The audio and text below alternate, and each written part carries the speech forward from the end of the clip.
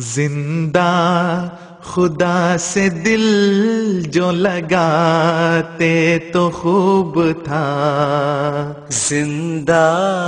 All peoples of the world come from one source, one origin.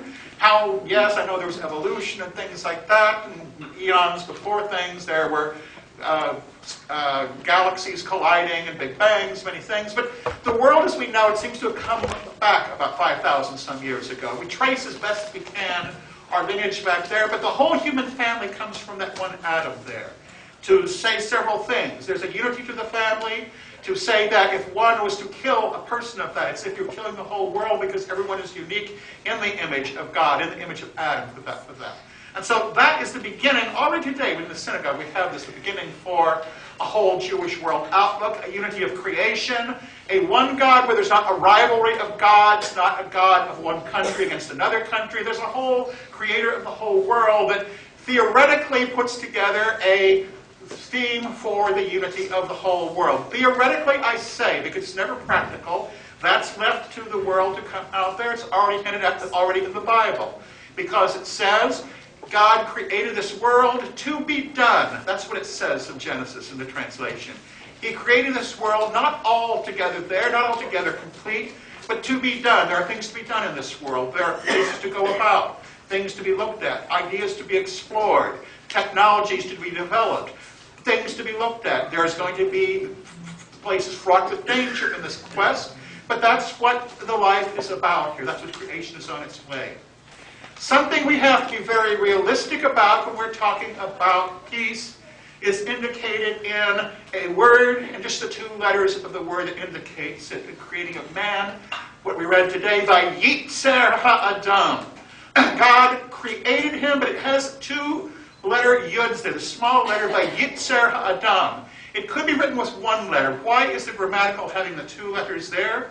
Our sages say, again with the rabbinic interpretation of the text, that what we are talking about in creation of man is that human beings are created with a Yetzer Tov and a Yetzer Hara, a good inclination and a bad inclination. The good inclination is one for love, for kindness and that.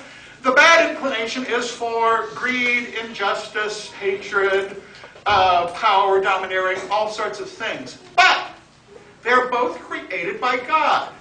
And the evil inclination is not necessarily bad. What if you are greedy and that? Well, why don't you go out and be greedy and direct it toward a good cause? Instead of raising money for yourself, raise it for a project. Put your energy for that into that.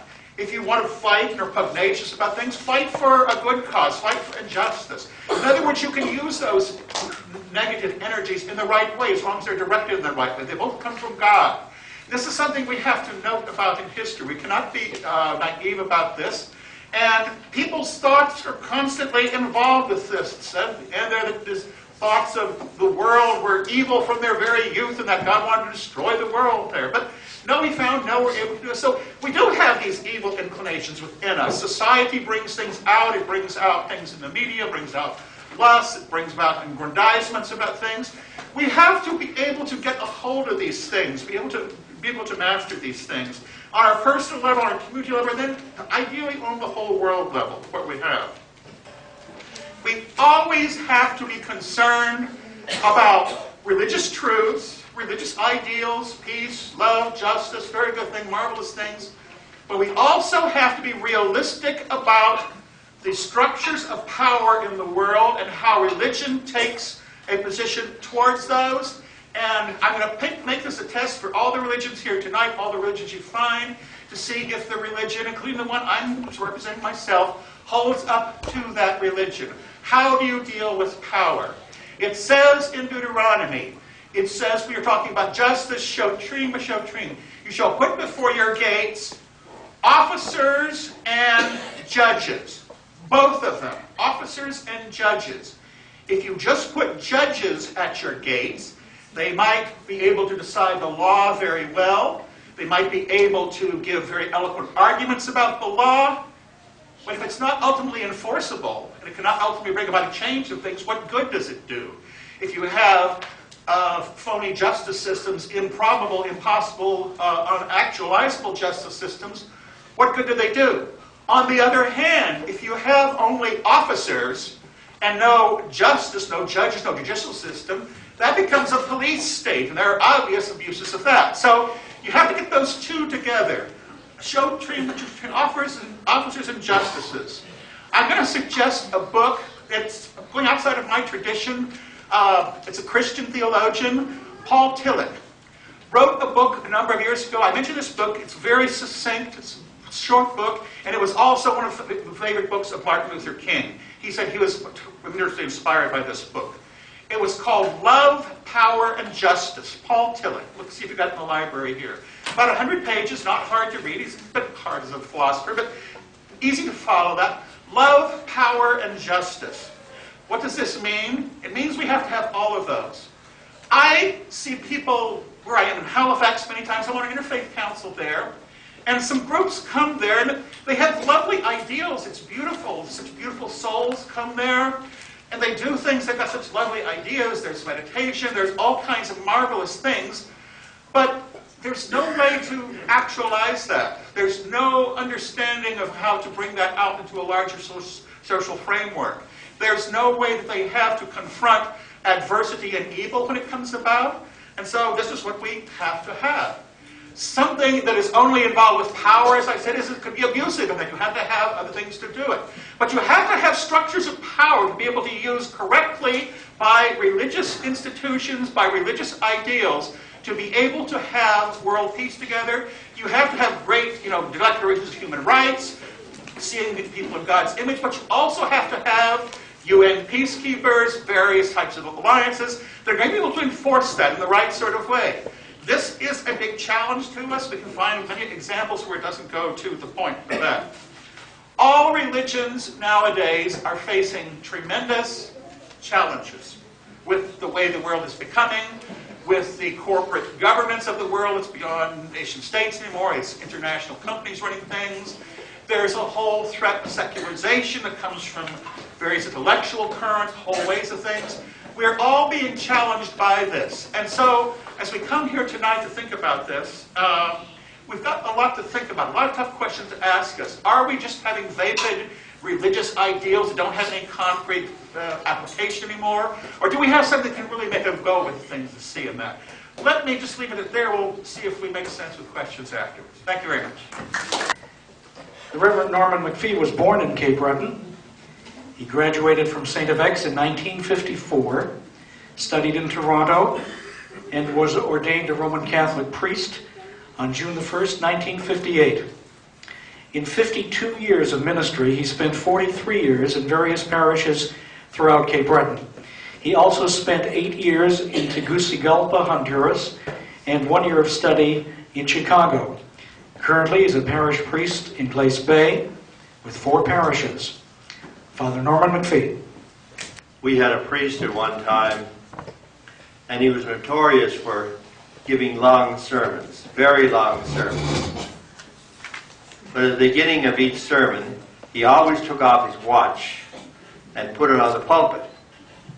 And one day this man was there with his grandson, and the grandson said to his grandfather, "And Grandpa, what does it mean when he takes off his watch and puts it on the pulpit?" And his grandfather said, "It doesn't mean a thing." Anyway, I took off the watch. I'll try and stick with this. I think it's important that we look at our concept of God. We are people who believe in one God. And this one God sent us Jesus Christ as our Messiah. And so our whole faith is centered around Jesus Christ, the Messiah sent by God. And what is our concept of God? Well, we see God as a God of love. In fact, that's the definition. If someone says, "What is God?" we'll say, God is love. God is love itself. Everything he does is done out of love. God is pure love itself. Now, how does that bring us into the whole idea of peace? It was interesting. I was talking to a man, and I told him I was going to say a few words at this symposium on peace. What would you say, I asked him. He said, talk about Gandhi, talk about Gandhi. He's the world's great example. Well, fortunately, someone did talk about Mahatma Gandhi. He said, he's the world's great example of peace. Well, Jesus Christ is also known to us as the Prince of Peace. We call him that. At Christmas time, we always say, well, our Prince of Peace. When you read the New Testament, and I've checked it out, the 88 times the New Testament speaks of peace. Just imagine. It's probably more than that. But I checked it out one day and I found 88 times the New Testament speaks of peace. The importance of peace for us. Now, when Jesus Christ spoke to the people, his main platform was, you know what it is, the Christians do, the kingdom of God. He spoke about the kingdom of God. A kingdom of justice and love and peace. That was the main platform of Jesus. Now, to arrive at this peace, it meant we're first of all working for justice. We'll never have peace if 2% of the world owns 50% of the world's property. There'll never be peace. We have to work very, very hard at justice. Some way sharing. And over the years, of course, greed has worked into things, and it has caused great division and many, many problems. So we have to work very hard at justice. That's what Jesus wanted us to work at. And fortunately, in our diocese here, we had the Ahmadiyya movement. And that movement has spread all over the world, and it has worked on working for justice. That's a good start toward peace. And of course, to have peace, we need to have love. Love is what holds things together. Love is what keeps us going day after day. I just had a marriage this afternoon, and the couple and I discussed that issue of love, how important it really is. That patience and kindness that people got to show to each other, the respect. So, I guess we have to do exactly what Jesus told us. To work for peace, but justice and love always come first. And then we arrive at peace. That's so very, very important. Now, in this matter of working for peace, Jesus Christ gave us one of the great examples of the world, I think. When Jesus washed the feet of his disciples, he made it very clear to us that if we want to peace in the world, we must be servants. We must serve each other. We don't try to have power over other people. That's not the idea. Jesus, in a very simple way there, like a servant, washed the feet of his disciples. It even surprised the disciples. In fact, Peter said, Lord, you'll never wash my feet. And the Lord said, yes, I must. As an example for the world. And what an example that has been over time.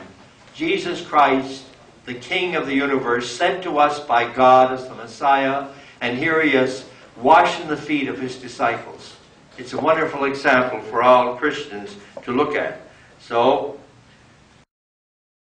जिंदा खुदा से दिल जो लगाते तो खूब था जिंदा